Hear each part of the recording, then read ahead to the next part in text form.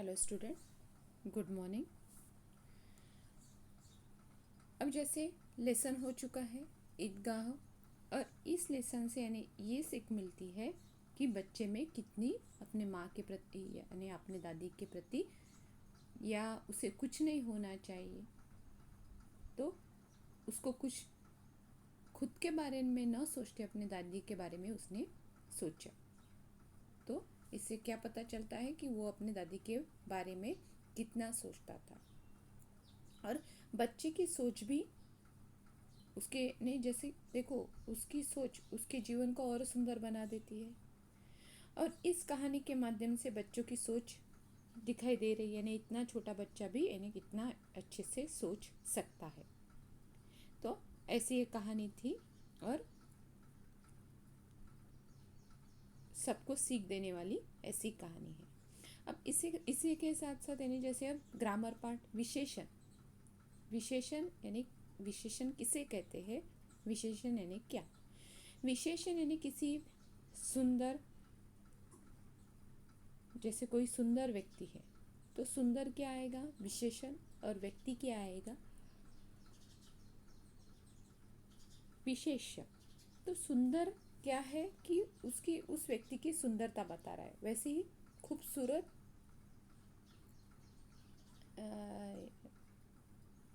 खूबसूरत यानी जैसे बिल्ली या प्यारी बिल्ली या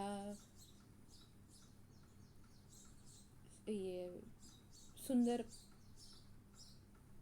फूल, तो ये क्या है? जैसे सुंदर क्या है? विशेषण। और फूल क्या है? विशेष्य।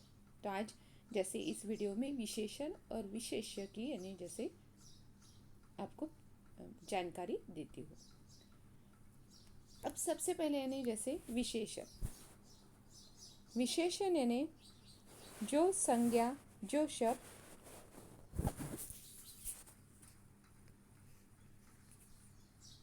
जो शब्द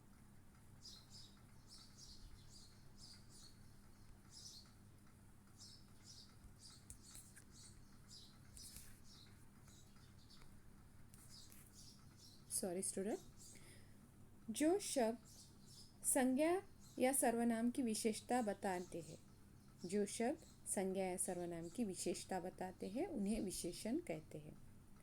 थोड़ा सा ये जो क्रम है वो आगे नीचे हो गया था, तो आगे पीछे होने के कारण मुझे थोड़ा सा आपको करना पड़ा।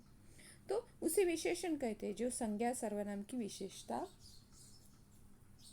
बताता है। जैसे घोड़ा तेज भागता है। तेज क्या है? विशेषण।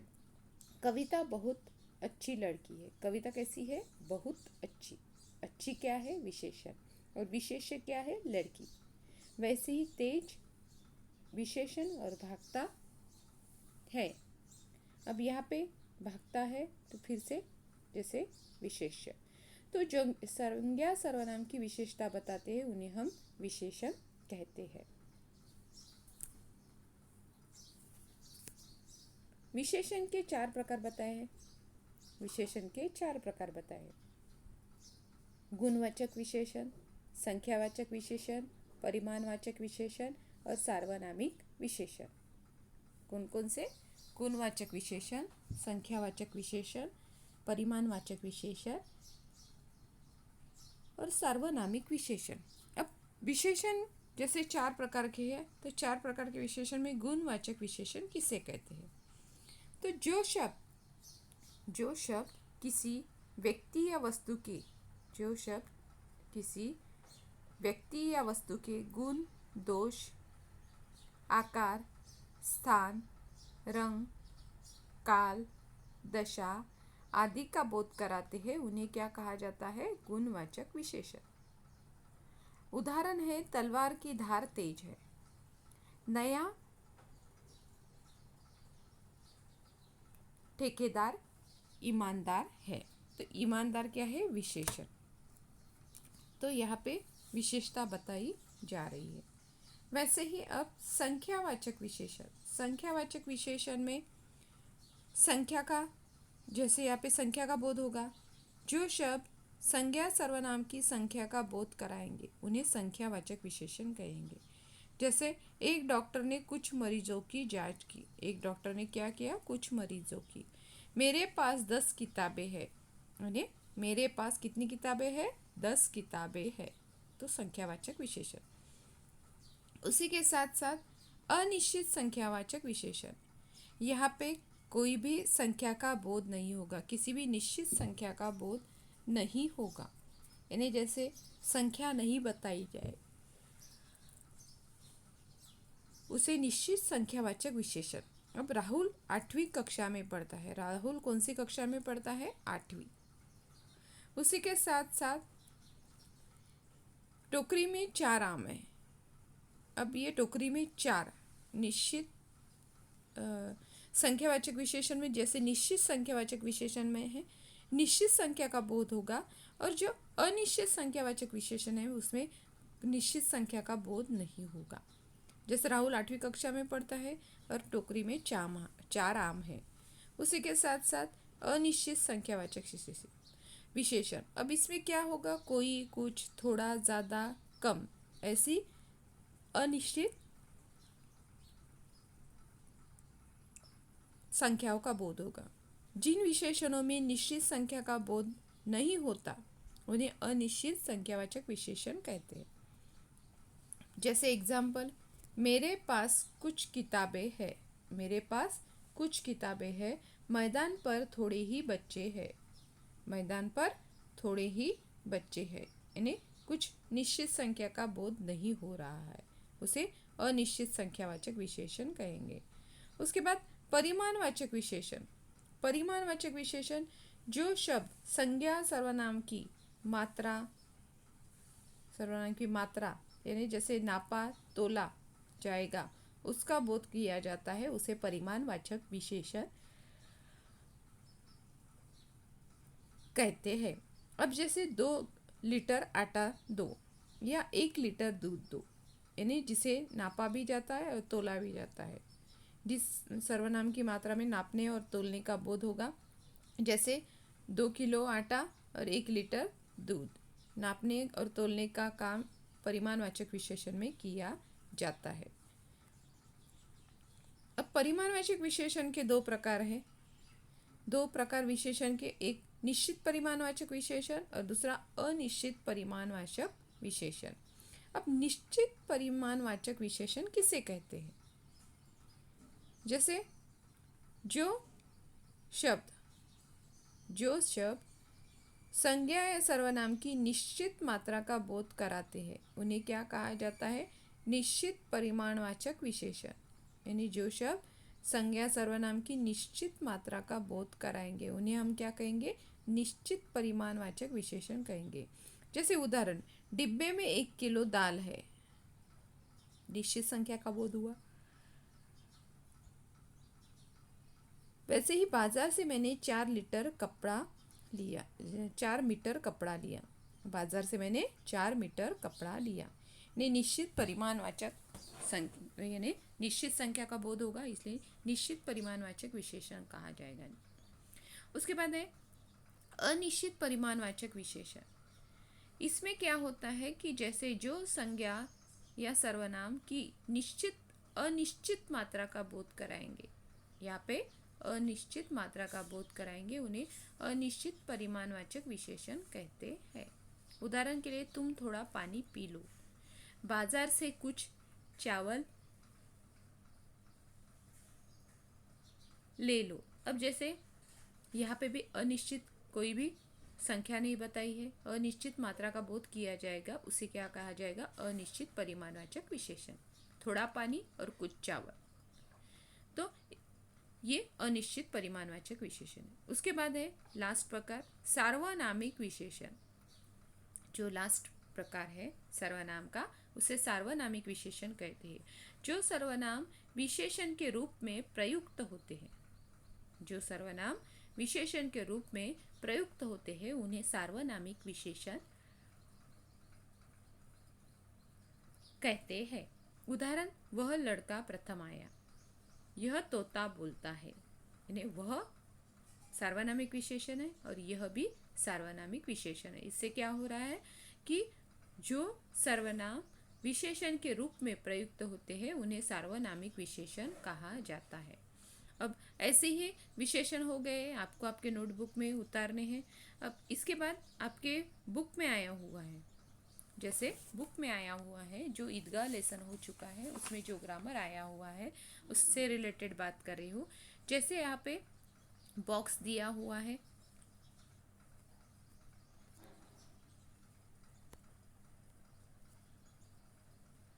और इस बॉक्स के माध्यम से आपको जैसे शब्द बनाने हैं, वो भी पर्यायवाची। जैसे पानी और अम्मा शब्दों के पर्यायवाची शब्द नीचे दिए गए अक्षर जाल में छपे हुए हैं, उन्हें ढूंढना है और लिखना है। अब ऐसे ही जैसे यहाँ पे पानी और माँ, अब इसके साथ साथ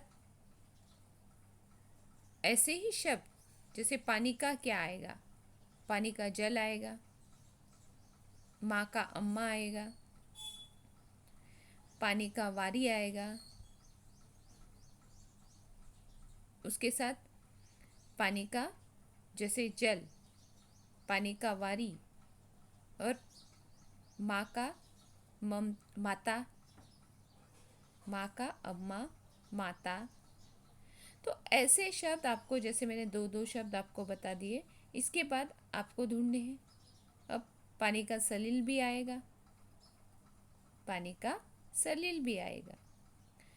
तो ऐसे जैसे यानी माँ से चार पर्यायवाची शब्द और पानी से चार पर्यायवाची शब्द आपको इस बॉक्स में ढूंढने हैं और आपको जैसे आपको ये नोटबुक में लिखने हैं। अब व्याकरण की बात में मिठाइयों के बाद कुछ दुकानदारों ने लोहे की चीज़ें और कुछ नकली गहनों की अब लड़के के लिए यह कोई आकर्षण नहीं था। वे सब आगे बढ़ गए, पर हामिद उसी दुकान में खड़ा रहा। हामिद क्या हुआ, जैसे उसी दुकान में खड़ा रहा। क्यों खड़ा रहा, यानी उसके मन में जो उत्सुकता थी अपने दादी के प्रति चिमटा लेने की। तो वाक्य में दुकान, लड़के, लोहा, चिमटा, आकर्षण आदि शब्द किसी वस्तु, स्थान, समूह और भाव का जैसे दोष कराते हैं, आदि भावों का दोष कराते हैं। अब उसे क्या कहा जाता है, संज्ञा। संज्ञा के तीन भेद हैं, व्यक्तिवाचक, जातिवाचक, भाववाचक, और वैसे देखा जाए तो पांच भेद माने जाते हैं, द्रव्यवाचक और समूहवाचक। पर यहाँ पे तीन भेद बताए गए हैं कि किसी विशेष वस्तु, स्थान, व्यक्ति आदि का नाम, व्यक्तिवाचक संज्ञा में जैसे हामिद। किसी वस्तु, व्यक्ति, स्थान आदि जाति का समूह का बोध, जातिवाचक संज्ञा जैसे लड़का। किसी भाव, गुण, दोष, अवस्था आदि का नाम, भाववाचक संज्ञा जैसे बचपन। अब इसमें जैसे तीन प्रकार बताए गए हैं, बचपन, बच्चा, बचपन, बूढ़ा। तो ऐसे शब्द आपको आपके नोटबुक से लिखने हैं। और साथ में आपको ये भी लिखना है, कि यानी ऐसे कितने शब्द आपके इसमें आ रहे हैं, आपके नोटबुक में ऐसे ही और कितने शब्द, आपके टेक्स्ट बुक में ऐसे कितने शब्द आ रहे हैं वो भी आपको देखना है। अब उसी के साथ साथ यहाँ पे हामिद के आगे नेक्स्ट क्वेश्चन है, हामिद के साथी आगे बढ़े। तो जैसे देखो, सब कितने लालची, इतनी मिठाइयाँ ली, मुझे किसी ने एक नहीं दी। उस पर कहते हैं कि मेरे पास साथ खेलो, मेरा यह काम करो। अब अगर किसी ने कोई काम करने को कहा तो पूछो। अब ऊपर दिए गए वाक्यों में मोटे शब्द दिए गए हैं, उसके लिए प्रयोग में लाए गए शब्द। अब सब, इसके लिए सब लालची है। अब ऐसे ऊपर दिए गए वाक्यों में मोटे शब्द किसके लिए प्रयोग में लाए हैं, सब कौन है। अब सब किसके लिए यूज़ किया गया है, सब यानी हामिद ने के साथी आगे बढ़ गए और देखो सब कितने लालची है, यानी सब यानी जैसे दोस्तों के लिए यूज़ किया गया है। उसी के साथ साथ इतनी मिठाई ली, मुझे किसी ने एक भी नहीं दी। मुझे यानी जैसे मुझे किसके लिए प्रयोग में आया हुआ है, हामिद के लिए। मेरे साथ खेलो, उस पर कहते हैं मेरे साथ खेलो, यानी दोस्त कहते हैं। मेरा यह काम करो, ये भी जैसे दोस्त। तो ऐसे आपको ये मेरे, सब, कुछ, किसी, ये शब्द किसके लिए आए हैं वो आपको लिखना है। अब उसी के साथ साथ सर्वनाम आए हुए हैं। अब सर्वनाम, यहाँ पे सर्वनाम में जो शब्द आए हैं, जो शब्द संज्ञा के स्थान पर प्रयोग में लाए जाते हैं, उन्हें सर्वनाम कहते हैं। निम्नलिखित वाक्यों में सर्वनाम शब्दों को रेखांकित कीजिए। मैंने आपको यहाँ पे जैसे सर्वनाम रेखांकित कर दिए हैं। अब जैसे उनकी, फिर उनकी उंगलियां कभी न जलेगी। उनकी क्या है, सर्वनाम। मेरी जबान क्यों खराब होगी, मेरी सर्वनाम। मेरा बहादुर शेर है चिमटा, फिर से मेरा। ज़रा अपना चिमटा तो दो हम भी देखें, हम, सर्वनाम। मैं तुम्हें चिढ़ा रहा था सच, मैं क्या है, सर्वनाम। नूरे ने उन्हें पंखा झलना शुरू, नूरे ने उन्हें पंखा झलना शुरू किया, उन्हें क्या है, सर्वनाम। तो ऐसे ये सर्वनाम से जो आपके वाक्य में आए हुए उसे रेखांकित करना है, और रेखांकित करके जैसे ये आपके नोटबुक में आपको लिखने हैं। अब साथ में आपको जितना ग्रामर यहाँ पे था वो भी समझा के दिया है। अब इसकी PDF वगैरह आपको भेजूंगी, और आपको ये वीडियो को ध्यान से सुनना है। अब पर्यायवाची शब्द जैसे पानी और माँ से रिलेटेड है, ऐसे पर्यायवाची शब्द आपके लेसन में बहुत सारे हैं। ढूंढेंगे तो आपको मिलेगा, इसलिए आपको सबसे पहले लेसन पढ़ना है। लेसन पढ़कर हमें क्या करना है कि लेसन से रिलेटेड जो शब्द, विलोम शब्द, समानार्थी शब्द, पर्यायवाची शब्द या सर्वनाम, संज्ञा, विशेषण, वो भी आपको ढूंढने हैं।